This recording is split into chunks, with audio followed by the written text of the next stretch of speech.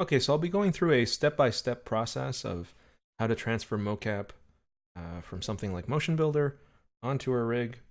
But first I'm going to start with a preview, which is basically, this is our end goal. This is what we're trying to do, we're trying to achieve.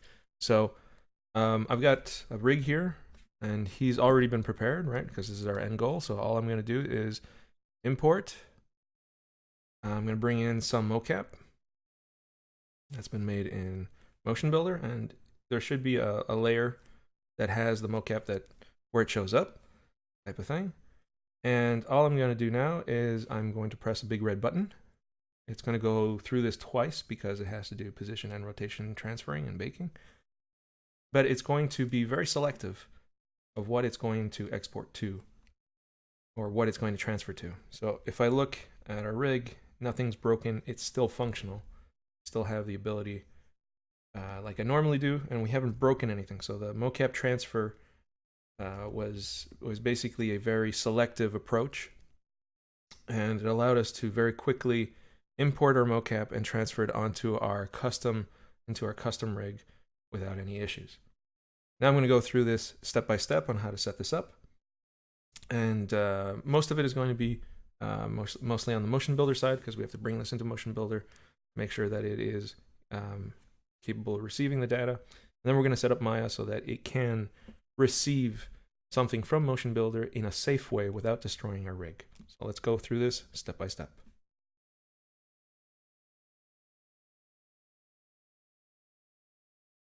Okay, for step one, what we're going to do is we're going to make a bridge between Maya and MotionBuilder.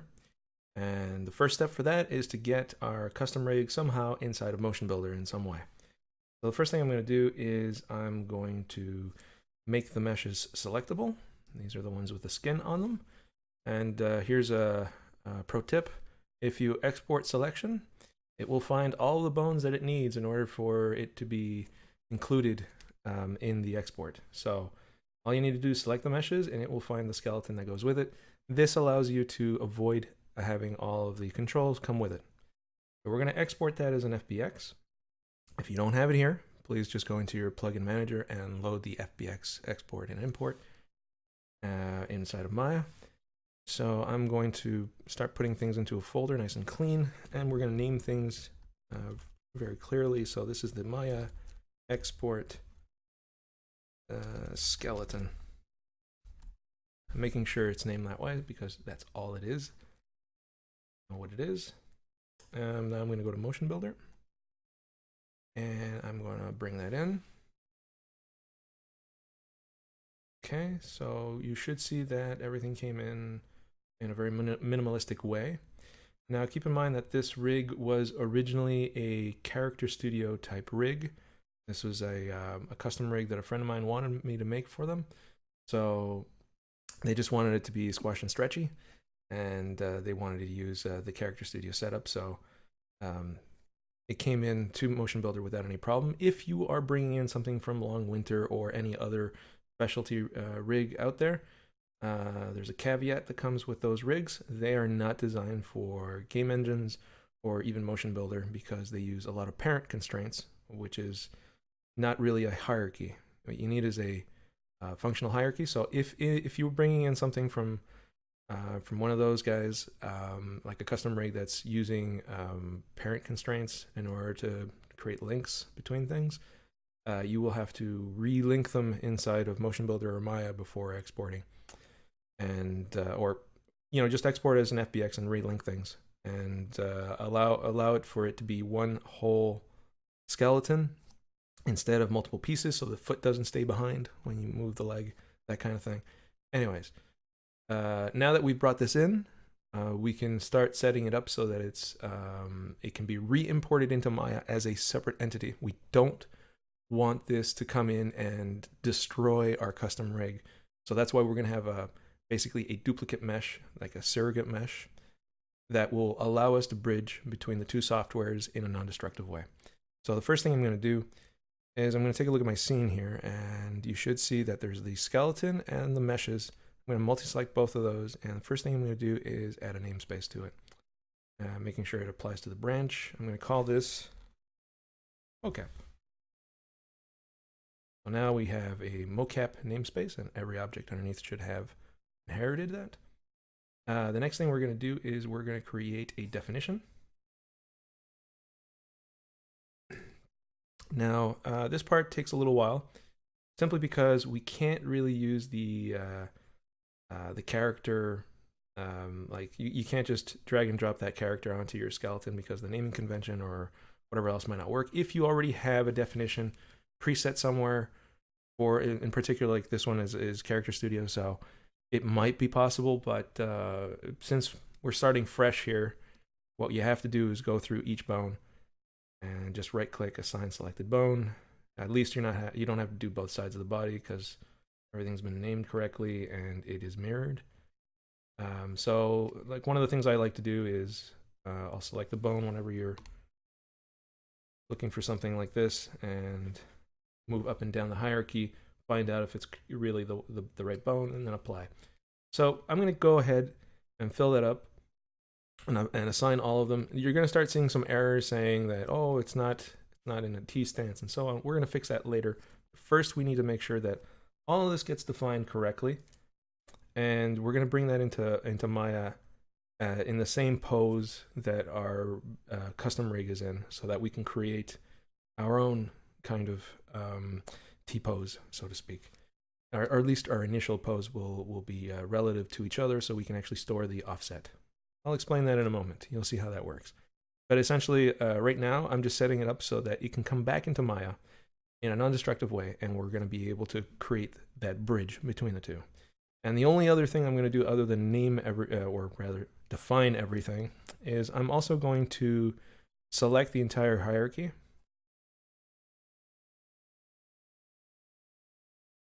And I'm going to set the properties of the joints to be bigger than the original. So I'm going to set it up to something like, I don't know, 200? Maybe even more than that.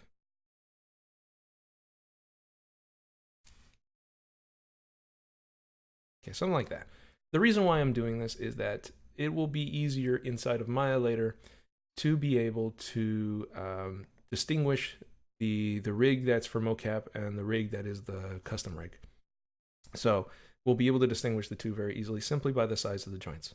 That's it for step one. I'll just pause here and go through the trouble of defining everything. Okay, so I've gone ahead and I have defined each bone that is supposed to be in here in this definition. And I've also given them a name of Quickman. If you don't know how to define a character or rename it, you just go into edit, definition, rename, and give him a new name.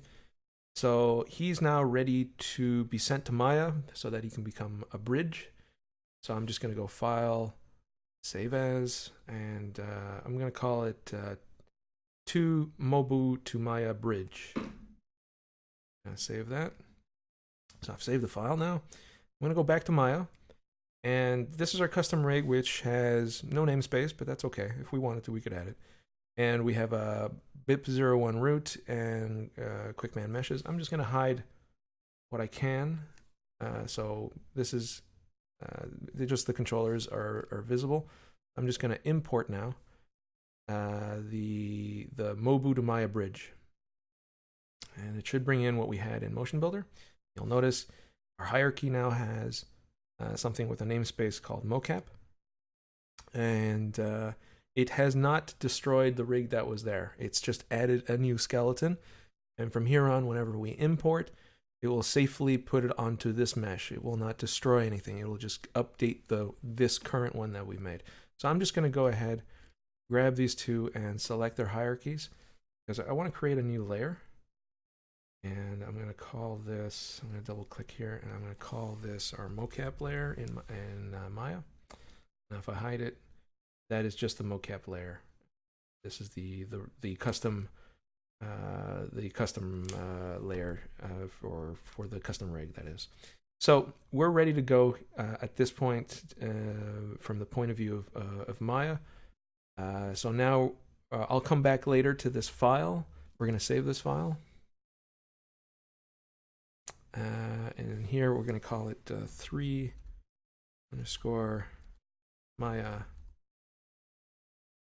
imported MoBu bridge. Okay, so I'm just saving this like so, because now we're going to be doing some more work in MotionBuilder to get some mocap onto it. And that's going to be step 2.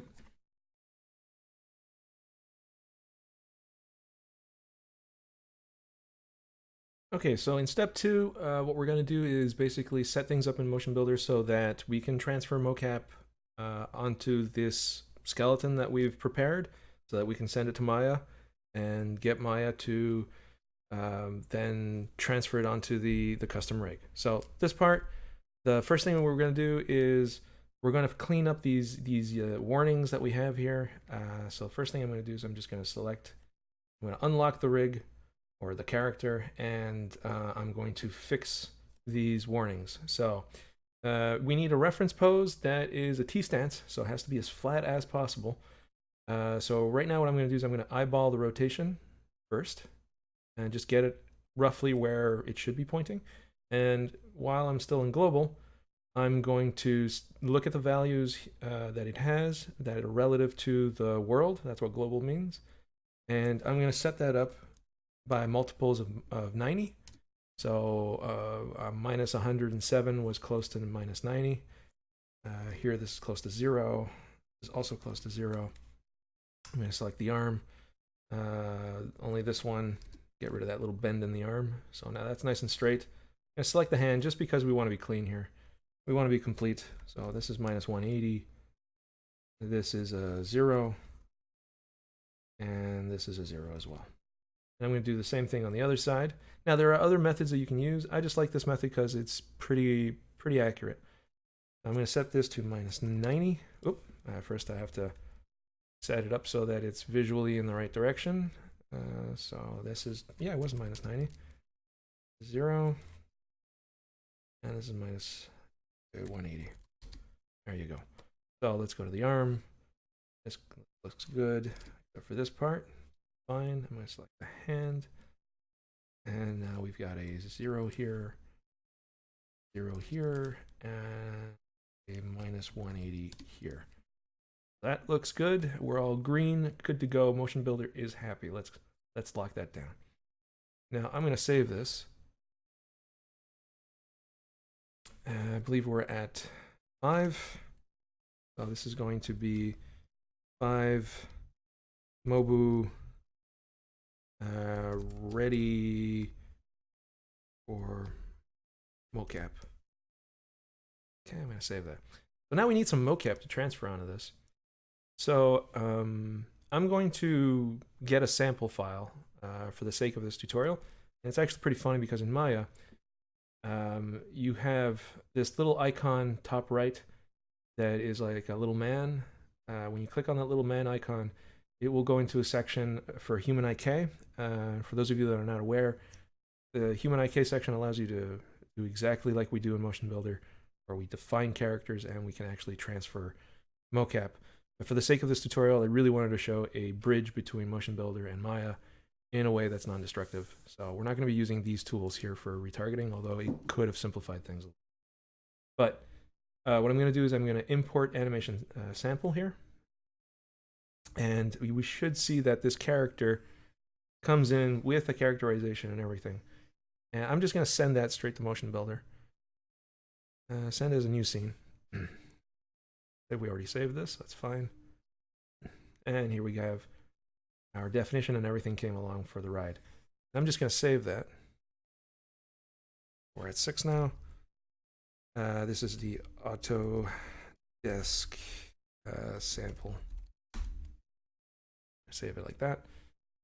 And we can even, what we can do is we can merge in the other character that we created. Doesn't matter, we could go either way.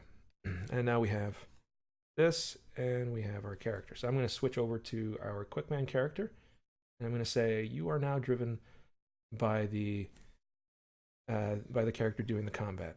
Now, one thing you'll probably note is that our character isn't smoothly bending. I mean, that's because a lot of the nodes that were in our custom rig didn't come with their constraints, so we're not seeing the full look of it, but we're getting the general the general effect of what that mocap looks like onto our character. So that's all we really care about.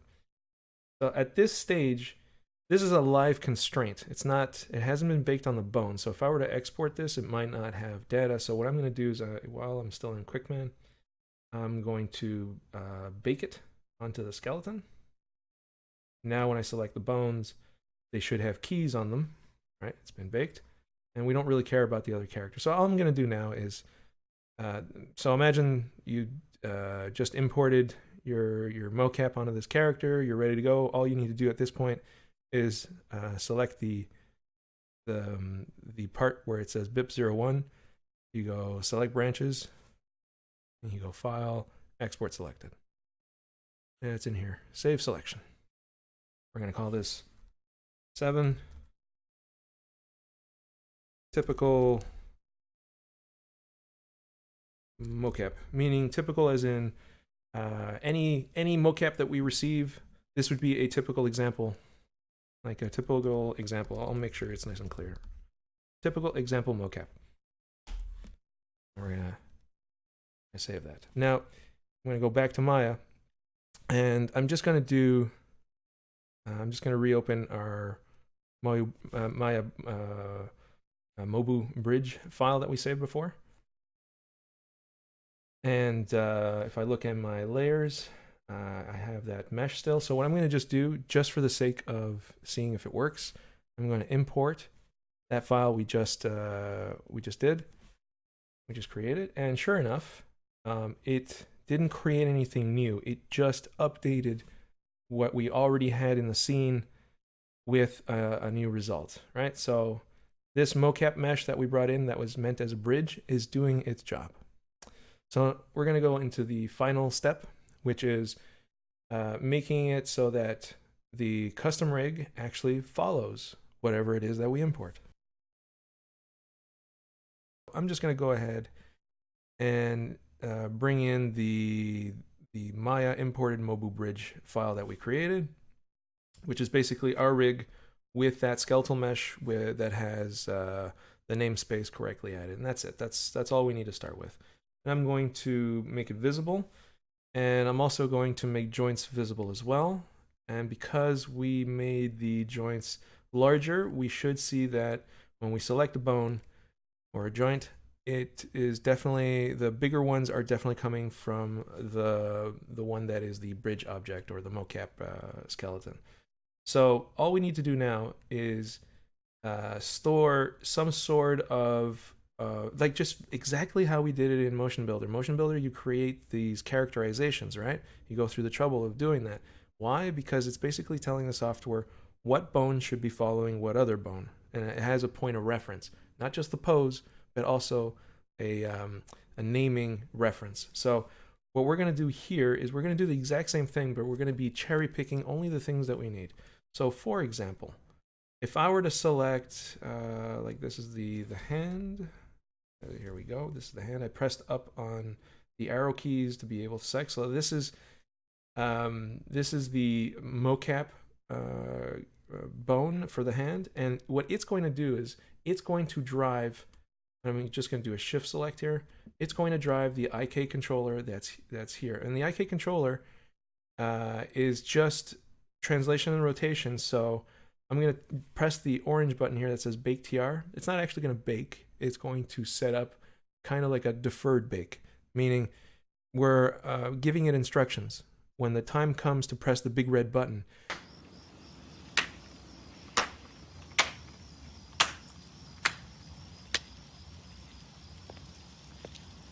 look, you can't just start a slow clap at any old time. You gotta wait for the right moment. But how am I going to know when it's the right moment? Oh. You'll know.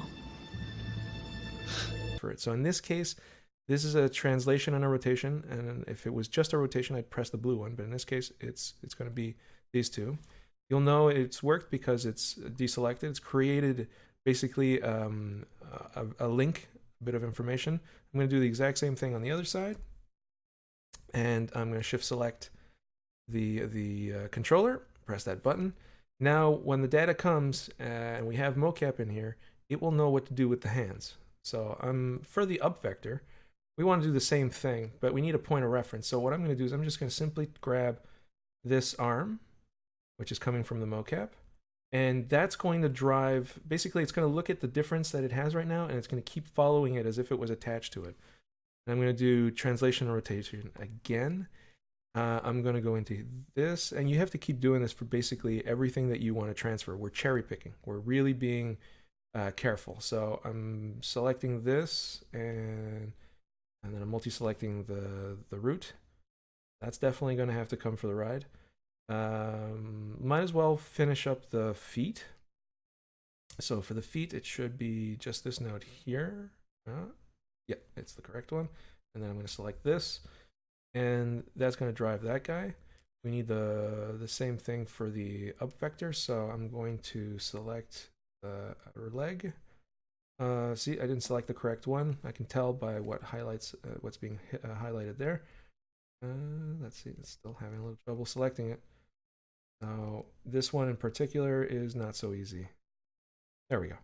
I've selected it. I made it in this order of selection on purpose for exactly that kind of scenario where you're having a little trouble selecting stuff. So, So this bone, which is from the mocap, or else I wouldn't be able to do that, is going to drive the up vector in translation and rotation. Let's see, over here now, let's see if I can, I believe I haven't done the foot yet. So, well, let's just do that. Rotation, and then, and if I have, it doesn't matter, the tool will still work. No worries there. That's not it. It's going to be this one. There you go. We found it. And then we're going to select that. Multi-selected. All right, we're good to go for that part. Now let's do the chest, the head, and the clavicle. So this is the chest, which is going to drive this node here. See if I can select it from the outside. There you go. Position and rotation again. Because we have a spine IK, it should actually look pretty good. For the clavicles, however, these guys are not going to be positioned. They're just going to drive the rotation. So in this case, I'm going to press the blue button because we don't want them to move. We just want them to rotate. I grab this guy again and make sure I select this guy, so that's good. Now I'm going to make sure that the head, in this case, we have a look at, right? Our rig works by moving this thing around, not by rotating the head itself.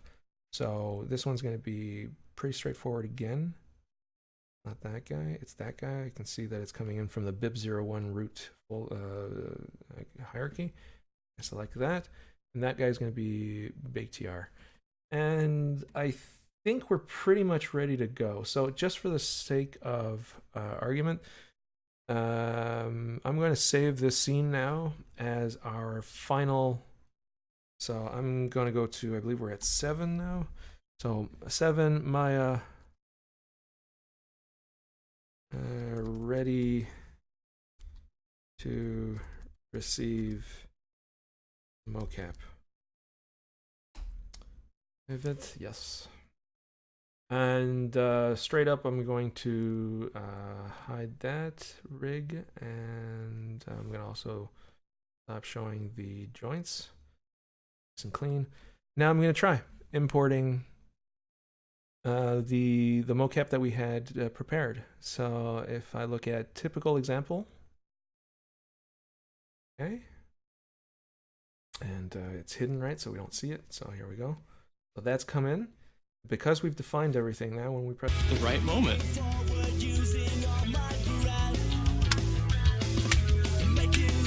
press the red button, it should follow along nice and easy. It does it twice because of position and rotation. That's how the baker is working. Maybe I can improve that. But all of our mocap came in nice and clean, and like we saw in the early part of this video, we cherry picked, right? So I'm going to hide the mocap, and you will notice that all the bends are happening the way they should, and we haven't lost the ability to use all of like the squash and stretch and all that stuff. The rig has been preserved, and we really cherry picked only the objects that we wanted to track the mocap. So from here on, it's a 10-second thing. You just import your mocap, you press the red button, you're done whenever you need mocap. And you just save this, like that scene that we just created, the Maya ready to receive mocap, that becomes the scene that you work with. So whenever you're doing a shot, you use that one, and anytime you need mocap, bring it in. It takes 10 seconds. And that's all there is to it.